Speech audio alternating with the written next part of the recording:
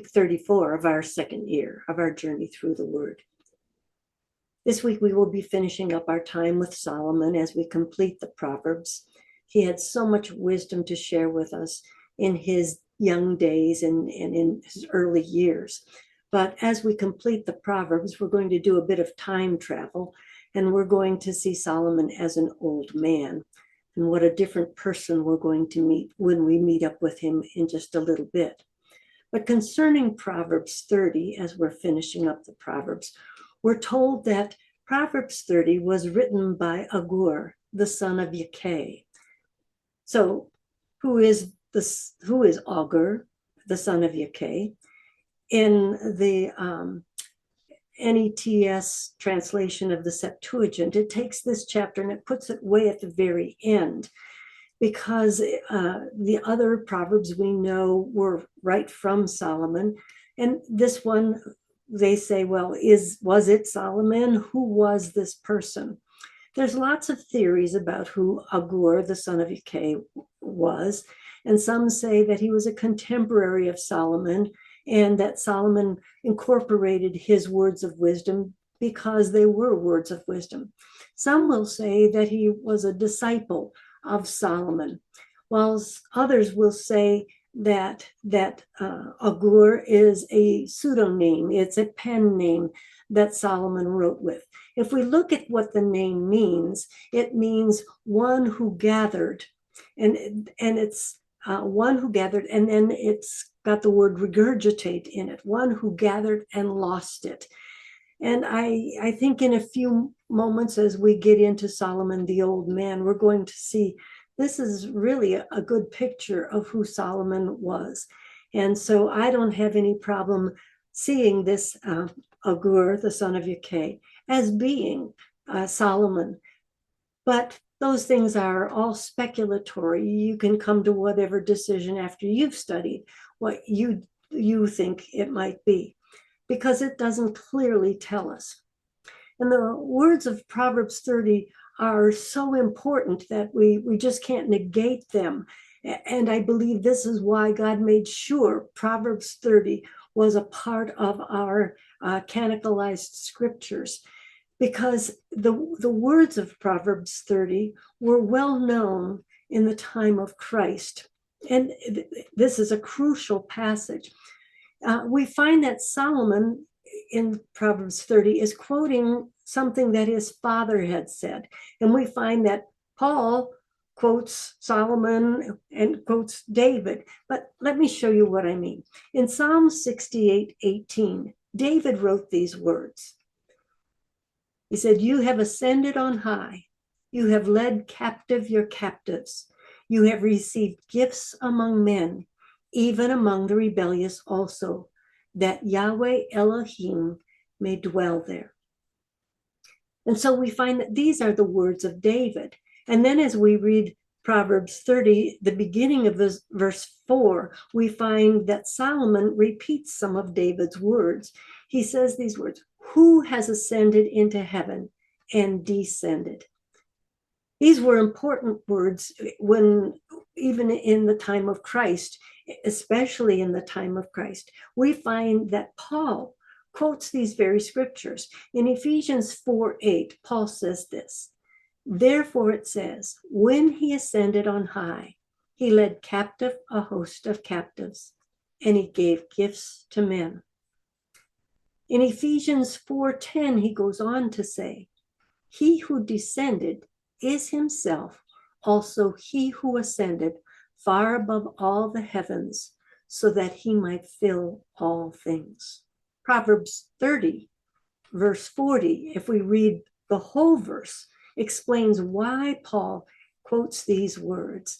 Listen to Proverbs 30, verse 4 in its entirety. "Who has ascended into heaven and descended? Who has gathered the wind in his fists? Who has wrapped the waters in his garments? Who has established all the ends of the earth? What is his name, or his son's name?" Paul had the privilege of meeting this one that's spoken about in Proverbs 30 and verse 4. He met God the Son, And he knew that it was he who had ascended after he had also descended. And so these words in Proverbs 30, verse 4, are a beautiful Old Testament reference to God the Son. And we see the completion of these words in our New Testament, the Word who became flesh and dwelt among us. Also in Proverbs 30, we get a clear message of what is the prosperity message. You know, there's a lot of Christians today who are striving for wealth, thinking that wealth is some kind of a badge of spiritual honor. And yet we have the true message of prosperity found in Proverbs 30, verses 7 through 9. And it's written, "Two things I asked of you. Do not refuse me before I die. Keep deception and lies far from me. Give me neither poverty nor riches. Feed me with the food that is my portion, that I not be full and deny you and say, 'Who is Yahweh?' Or that I not be in want and steal and profane the name of my God." This is the true prosperity message. And in a nutshell, it says this: the man who is truly rich is not the man who has the most, but the man who is most content with what he has. You know, we could easily camp out in Proverbs chapter 30. There are so many lessons to unpack in this one chapter. And if you will take time to meditate on the lists that are in this chapter and the analogies that are given here, I'm sure you will find that you are much richer for it. That brings us to Proverbs 31. In Proverbs 31, we find that these words are penned by King Lemuel, but that they are actually the words, the oracles of his mother. So the first thing we have to ask ourselves is, who is King Lemuel? And as we dig into it, and the general consensus across the board is that King Lemuel is actually King Solomon, that Bathsheba's pet name for her son was Lemuel. When you look at Lemuel, I have no problem embracing that, because Lemuel means dedicated to God. And I have no doubt that Bathsheba saw this one dedicated to God, especially since David had promised her that this son would be the one who would take the throne when he was gone. And as Bathsheba is looking at her son and seeing him grow up to be the man that he was, there are two things that she felt necessary to warn him about. First of all, she tells him to stay away from strong drink. Second of all, she tells him to find a strong wife. I find that interesting. Stay away from strong drink, but find a strong wife. As we look at the word, an excellent wife, Keil means something that has strength, that's firm. And so she's telling him to find an excellent wife, a strong wife, a wife that is stable. Not only does Bathsheba tell her son to find a strong wife, but then she gives him a beautiful portrait of what a strong wife, an excellent wife, a virtuous wife, or as the Jews put it, the accomplished wife, the accomplished woman. And she paints this portrait so that he knows what kind of a woman is she referring to. And this description encompasses 22 verses. If we were to read these verses in Hebrew, we would find, just as we saw in Psalm 119 and also in Lamentations, that these verses form an acrostic. They follow all 22 letters of the Hebrew alphabet. And so we see that Bathsheba is giving him the A to Z of the attributes of a good woman, a worthy woman, an excellent woman. And listen to the virtues. These are just some of the virtues that she mentions as she's going through. She says that she's trustworthy and that she has the right motives in all that she does. She's industrious. She's a good businesswoman, and she's a woman that has many talents. She's a teacher, not just a teacher of children. She is a teacher, and she's also wise. But her greatest characteristic, I believe, is that she fears Yahweh. This is an excellent wife. And as we look at these virtues, and as I've done some studying in some of my Jewish books that do verse by verse commentary, I love the way the Jews view women. Unfortunately, we often hear the Mideastern culture, and so many of the Mideastern cultures diminish the value of a woman. And yet, this is not the Jewish way of thinking. I know this is often how it's taught, but that's not how Jews view women. As I was doing my studies, I came across a quote that shows the high value that the Jews place on women. And I want to read this to you because this is a quote from their thinking. It's not from a Christian book. It's not the Christian way of thinking. This is Jewish concept. Listen to this quote. The very fact that a Jewish woman is chosen to be the metaphor for such lofty spiritual concepts is in itself eloquent testimony to the height of the pedestal upon which Judaism places her. I don't believe it's any coincidence that this book that is attributed to wisdom ends with such a beautiful concept of women and of a bride. That in itself is something to meditate on. That Christ, who is our wisdom, is looking for a bride, a church that is as perfect as this woman in Psalm 31. And so we finish up our time with Solomon in the Proverbs. And yet we continue our heart-to-heart series. So far in our series of heart-to-heart, we have looked at the heart of a father, the heart of a son. And now we're going to fast forward in Solomon's life, and we're going to go to his end days, and we're going to see the life of an old man. Not just any old man. We'll understand this as we go on. The book is called Ecclesiastes, or Kohelet. Kohelet literally means to gather together. And so these are the words, it says these are the words of Kohelet, the words of that which was gathered together by the son of David, king of Jerusalem. So we know this is Solomon because Solomon is the only son of David that became king. And so as we call this book Ecclesiastes. Ecclesiastes is the transliteration of the Latin word for Kohelet, which was, Latin was translated from Greek. Greek was taken from Hebrew. The Hebrew word is Kohelet, to gather together. The key word throughout this book is havel, which is vanity. It begins at the very beginning. Vanity, vanity, all is vanity. And as we look at this word that's translated in English as vanity, havel literally means vapor. What is a vapor? A vapor is something that you can't grasp it. And it's something that quickly dissipates. It's here today, gone tomorrow.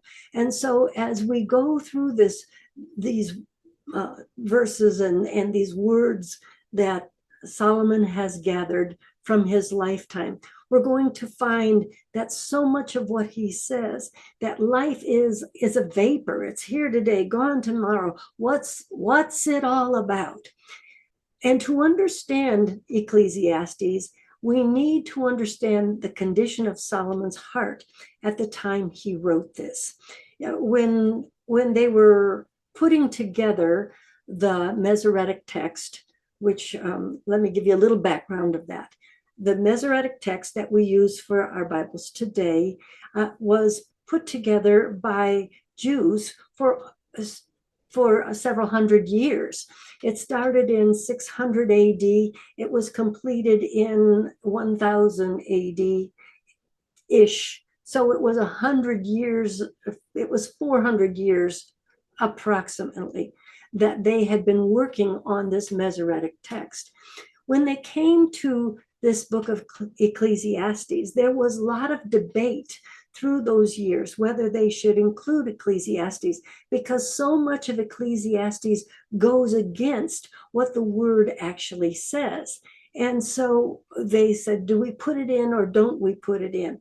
But because Ecclesiastes had been a part of the Hebrew text for so long and forever, they felt that they had to keep it in the Masoretic text and a part of the text.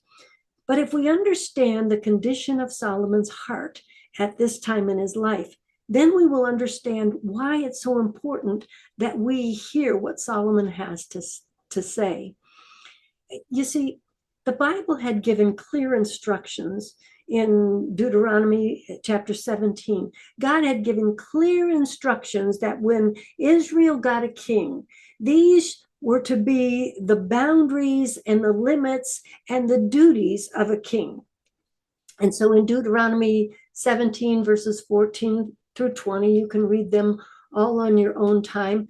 But these are the things that he said that a king shouldn't do, and then what he should do. He said, don't multiply horses. Well, if you have ever been to Israel, one thing you learn real quick is that Solomon had chariot cities all over the country. Why? Because he'd multiplied many, many horses. And then he said, and don't go back to Egypt to get horses.